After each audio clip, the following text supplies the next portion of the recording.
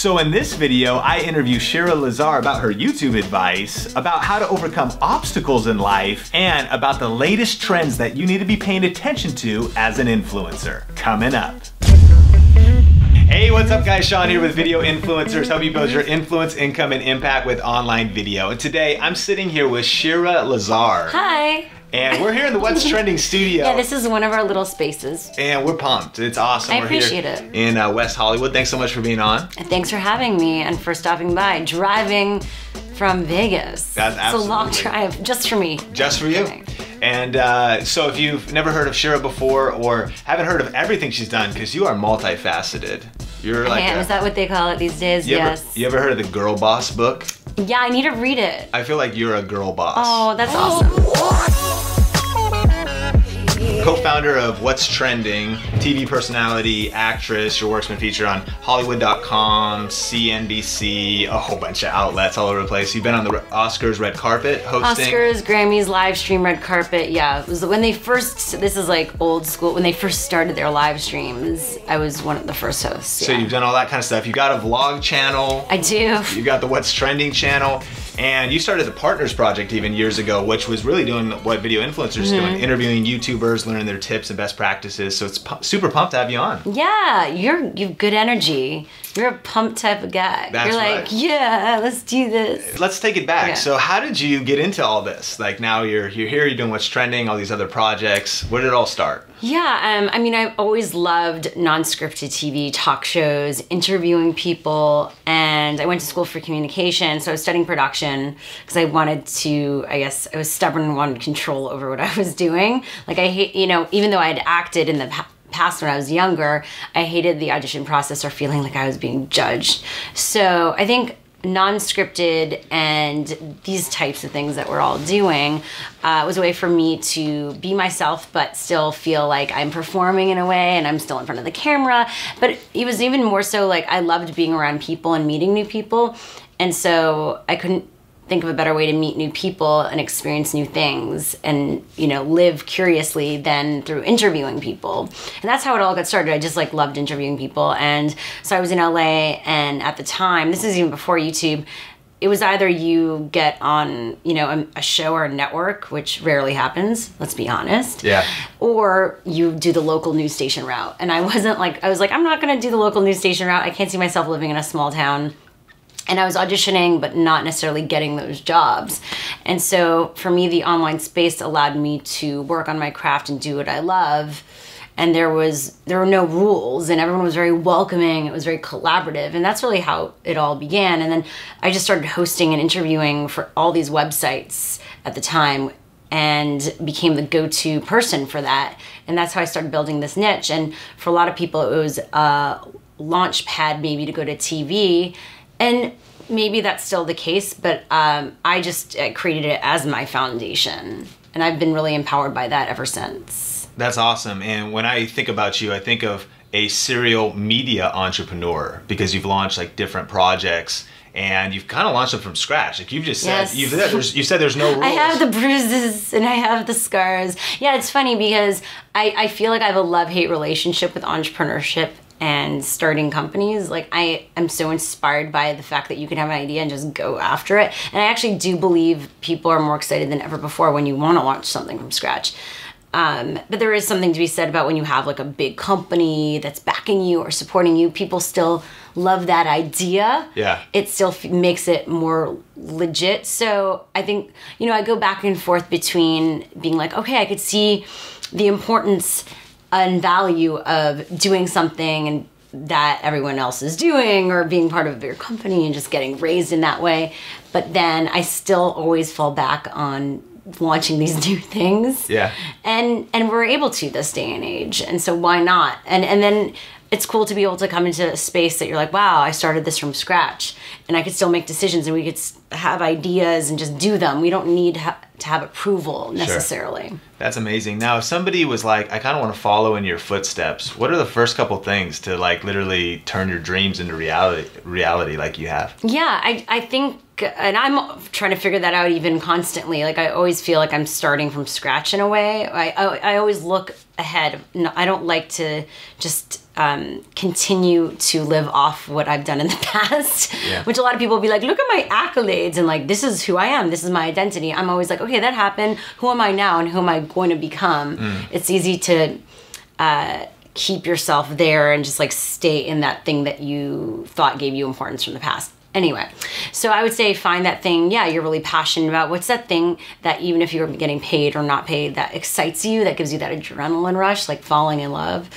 And it could be anything. It could be sewing, it could be video games, it could be interviewing people, music, any of that. And then find similar people. I would say like people that you could talk to that could be mentors, like real life mentors, or people that just inspire you that you might never have access to, and use those as models for like, okay, I see people that have gotten there, and also like reverse engineer it. Like, how did they get here? It's easy to look ahead and say, how do I get from A to Z? But there's so many little things that you need to do to get there. Yeah. So create, I guess, timelines and goals, and then also just have fun with it and just start doing it. Start meeting people, going to events, start doing stuff online, be consistent about it. Do like at least one thing daily that progresses you in that thing. So good. I love those tips. Now, during that journey, what was one of the biggest obstacles that you faced, and how'd you get through that?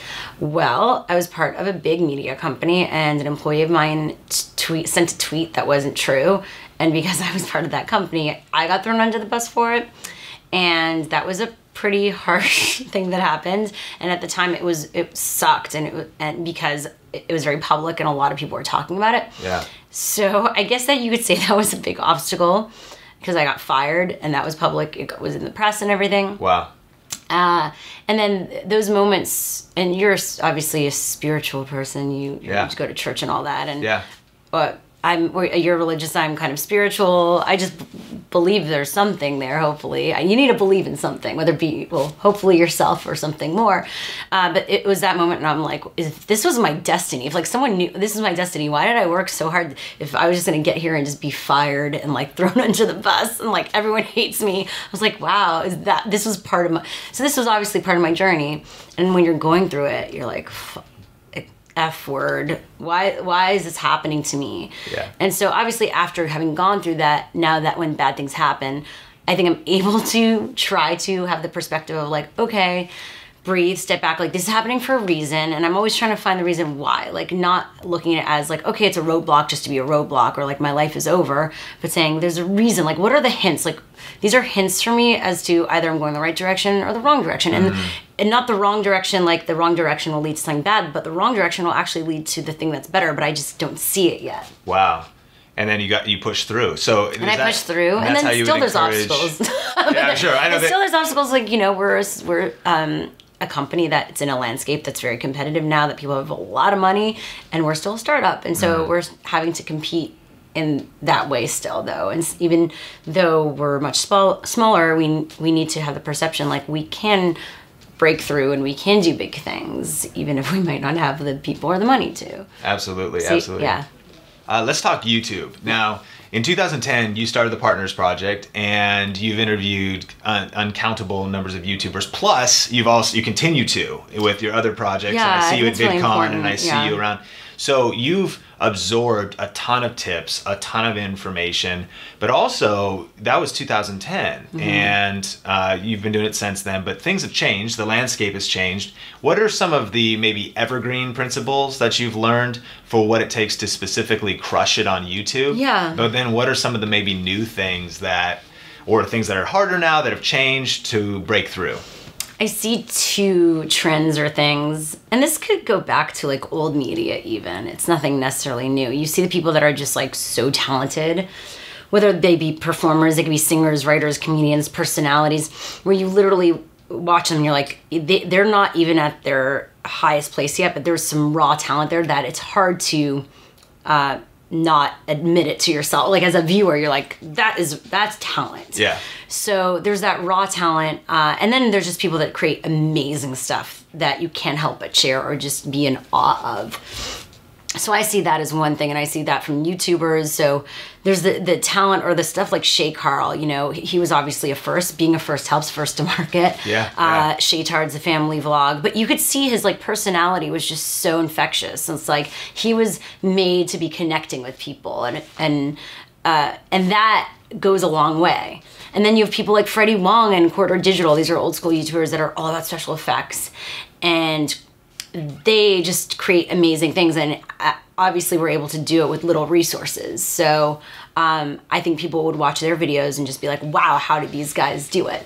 And I think the same continues with when Vine stars. There's a magic guy, I'm blanking on him now, on Vine, and you watch his videos and you're just like, wow, how does he do it? So the quality still goes along, or not the quality, but the awe factor. Yeah. That's good. And then there's, personalities like Logan Paul, where you watch him on Vine, and now he's doing his videos on Facebook, and you're just like, this kid is funny. He has that magic touch. He's hilarious. But it's also, you look at him and you're like, I could see you becoming like a next Matthew McConaughey type person. Like, you look like a little star. Yeah. You could see it even if you're like, okay, you know, people question the sustainability of these talents.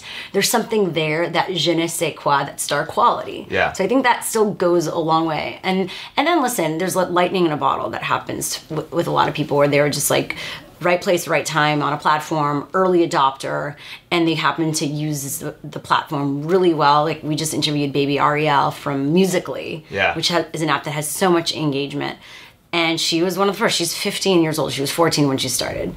Like, I don't know if she's gonna have a career. Like, I think she's a super sweet young girl.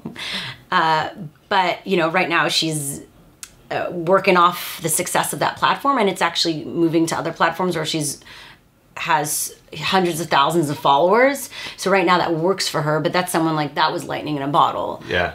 And there's others that, you know, made it off of one platform, and then we're all kind of looking to see, like, will it transfer over to others? And usually it does transfer over, sometimes continue when that person is consistent. If they take a break, or they're just kind of like, I'm over it, or this or that, a lot of times it does impact whether that builds into something bigger. I like that. Now, one of the things that I want to hear from you specifically is you've had the chance to interview a lot of A-list like YouTubers. But what do you think about the long tail and self-awareness? Because I think there's space for, in like, say, just YouTube. There's the millions, but then there, you know, millions of subscribers. There's some people that are able to like build up an audience and do some things, and there's maybe, you know, I hate to classify, but then there's maybe like B level, of course, and there's maybe C level. It's same as Hollywood, right? You're A-list actor. Something new. Yeah, it's true. So what are your thoughts though on the long tail of still breaking into online video? Yeah, I say to people, it is hard. I mean, listen, even with what's trending, we're successful, but we're looking at multi-platform. So we're, you know, our numbers and growth on as a .com, as Facebook, Twitter, YouTube, even though YouTube has always been our main distribution platform. And it's also where I'm just very personally passionate about that community and the creators around it. And it is hard if, you know, to say you want to get into a business knowing that you might not make it. It's like, okay, so I'm getting into this and I might not be an A-list. So what does that mean to me? Am I okay with that ego-wise? I'm not saying that you're not great at what you do, but like, it is hard to punch through. And so what's the point? Well, I think one, there is a point. Like, you can't go into business anywhere. Like, there's always going to be companies that are huge, and like no new companies or innovation would start if those people didn't believe in themselves, right? True. Like new companies, right? So I think there's always room for more people, and I constantly see new stars popping up and new channels popping up. But once again, those are channels that, they have like a niche or a crazy idea and they just went for it. They see a gap in terms of something. If you don't see that gap, or you're like, but I just want to be a vlogger, just do that, do it. Like, be consistent, do it. Keep on raising yourself. Like, I think you have to challenge yourself, because no one's going to challenge you. Like, if you have no audience, you can't be like, so what should I do next? And it's like crickets. So you need to one-up yourself all the time. And I also say that because this industry is growing, there's still so much room for that expertise. Like, I rather hire someone that at least is trying and playing than saying, like, I want to work for what's trending and I'm going to help you with community management, or I can be a writer producer, and then I go on I used to go, okay, send me links. Or like, what have you done yourself? And if I see nothing, then I'm like, well, you haven't used these platforms yourself. You're not a user or a fan. Wow. So how do I expect you to do it properly for me? Even if you don't have any subscribers or followers, like I do admire someone that at least has tried and is a super user. Like, I'd rather that than not understanding how to use it as a fan or a user. Well, and that's a huge tip for, I think, influencers watching, that maybe their engagement, and if it's not breaking through, it's not happening, you could still traverse that. And also, but there's so many companies, because this industry is growing, that need people like you who are like passionate about it and have tried to do it yourself, and you could still continue it, but you might actually make some more money like helping a company. Interesting. On the business side. And you're developing your skills that whole time that you're building your channel. Yeah. So, I mean, I always say, like, the industry needs more people. And so why not also, I think we're so obsessed because of just the celebritydom, like how accessible it is to become a celebrity or a talent. Yeah. So we all put ourselves into that bucket and, you know, and then work hard and try hard. And if it doesn't hit, we're like, why?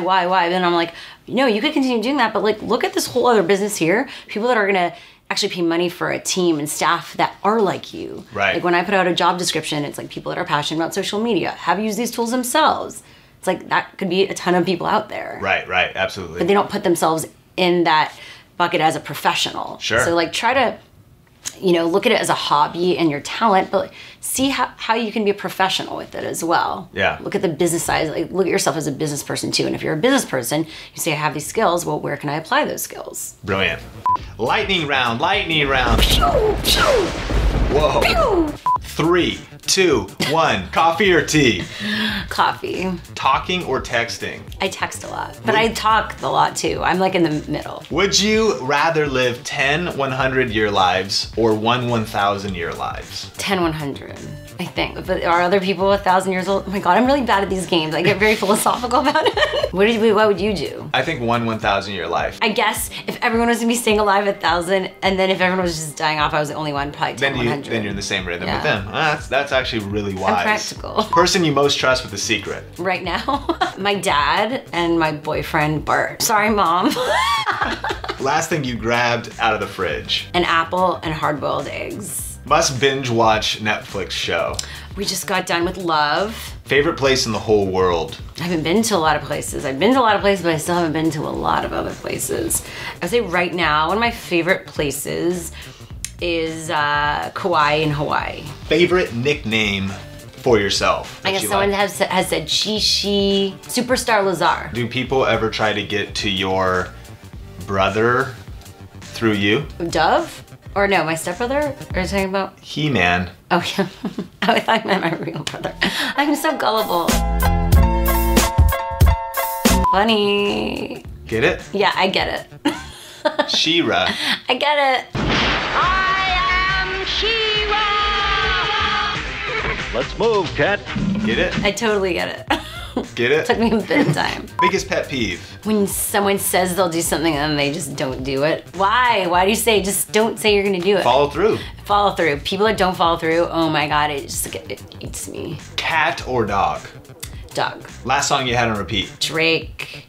Hotline Bling. Hotline Bling. I'm like so bad at the words, guys. I was wondering if I'm bending over backwards for someone else. Wondering if you're rolling up a backwards for someone else. You don't need no one else. You don't need nobody else. No. He just moves a lot, like Hotline Bling.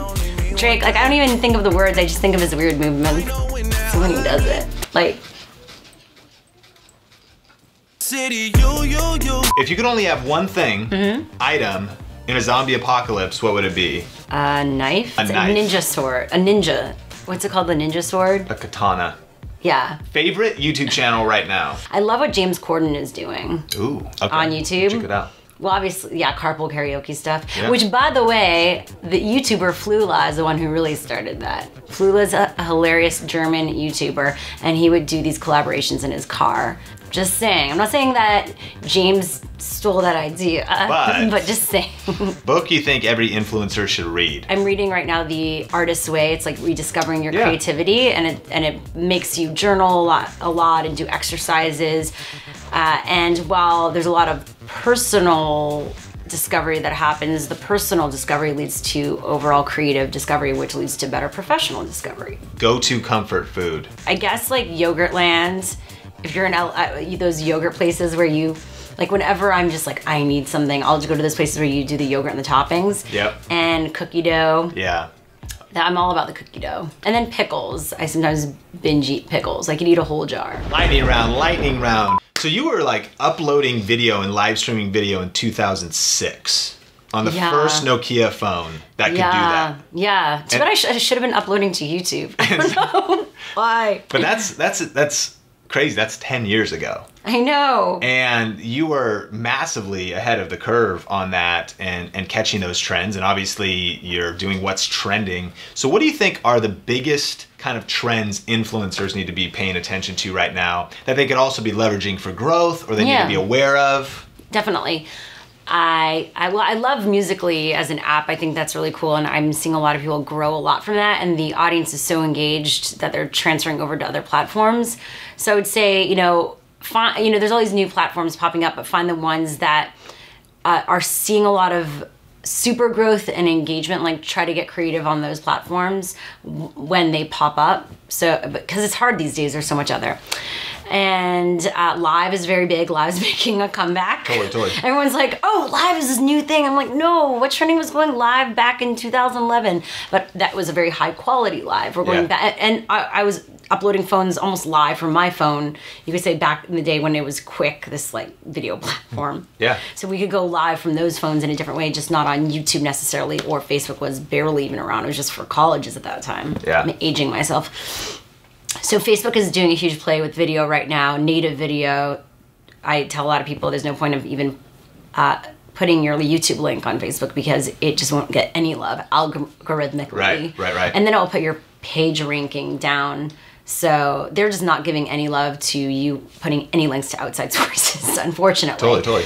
So you need to play nice and upload natively. Find the best times to do that for your audience. Get right into the content. Closed captions. Yeah. A lot of people are watching video without sound these days. So I think your super fans would watch, but if a video is starting to be spread virally, it's like good to know, like, oh, add closed captions to this thing. Great tip. And you're dropping fire right now. So fire. Dropping it like it's hot. Fire emoji. Yeah. So Facebook video is definitely something we're focusing on a lot right now, and I see a lot of influencers are focusing on that. Obviously, Instagram is big, so what is your thing for Instagram? But, that's even hard right now. It's not, like, new anymore, right? And a lot of people do well, like a lot of females do well, that are showing fashion or tips or DIY or visuals or photographers. Totally. So you have to find, I guess, like, that platform that best speaks to you. Yeah. As if you're a photographer, you're not necessarily going to be big on Facebook, but Instagram is your thing. Right. But yeah, live is big. Live through mobile events. How do you go live from something that's trending, you could say, and be part of that conversation as it's happening on those platforms? Great Snapchat. advice. Snapchat. Didn't even mention Snapchat, which is almost like a live platform, you could say, because it's very much about real time, being accessible in that way to your audience. But it's kind of like in its own tunnel, like, or fun. I don't know. Like, it's not like discoverability can happen on Snapchat, right? Unless you're with someone that raises you, which Daystorm likes to say, I raise you, like he's giving you love. Yeah. So unless you collaborate or get love from someone else, and like you don't necessarily have a following already, it's hard to get famous through Snapchat, unless something goes viral, like Damn Daniel. Did it happen through Snapchat? Maybe, yeah. Yeah. So like something like that, but how many of those will there be? And was he already big on Snapchat? He already had a bit of a following from his teen audience. He was his audience. So it's interesting, but I'm definitely looking at like Snapchat too. How are we relevant on Snapchat if we're not necessarily like teen girls? I'm not a teen girl, surprise, surprise. Although I sometimes feel like one. But just be aware of all of those things right now. Really good. Now, what are your latest projects and what are the best ways to connect with you and engage online? And as always, we will list it all out in the description, but what do you got going on? youtube.com/whatstrending, whatstrending.com, facebook.com/whatstrending. We own What's Trending across the board, Snapchat too. And I also keep my personal platforms up to date every single day. So Shira Lazar everywhere, also Instagram, Facebook, YouTube. I do personal vlogs of all my adventures. Check it all out. Check it all out. Lastly, final word of like encouragement for influencers watching to keep crushing it and building their influence. Yeah, I think, all right, so, hey, wherever you are in the world, you're amazing. I believe in you. You need to believe in yourself. Keep on working hard. And I always say, if you kind of come to a place where you're like, oh, I'm not doing well, you're seeing, like, don't get distracted by what's around you. Like, there's so many shiny objects and people doing everything. You need to focus on what you're doing. And also, just remember, like, if you're constantly focused on yourself, sometimes you forget about being interested in other people, and it's your curiosities that will make you better at what you do. So keep on being interested in other things, not just yourself, and then you'll get over your own ego bubble that you're constantly trying to kind of thrive for. Or strive for. And we're all trying to accomplish something, and a lot of times we get distracted by that and our own ego of getting fulfilled by that thing. But remember, there's so many amazing things out there that will continue to push you to do what you love doing. Remember to be interested, be curious, keep on striving for more. Thank you so much. Thanks so much for being on. Thank you. I appreciate it. Thank you for having me. And want to acknowledge you just for your influence and impact and so many different people, for the projects you've built. You are a huge inspiration. Oh, you're so sweet. You see, and like we all need words of encouragement. I think at every place or level of your career, we all think like, oh, that person, oh, they have it all. They're living such an awesome life. We're all dealing with our own issues. And so I think when you realize that we're all human, and you kind of get out of your own head, that allows you to push yourself to continue doing things and stay positive. Like, smile. Literally, the moment you're feeling crappy, just go like, or laugh. And then you realize, like, it's not so bad. Life is good. True. Have gratitude. Grateful. Give thanks. Yes. There you go. I was like, I'm gonna go like this. Bye. Bye. No. Bye.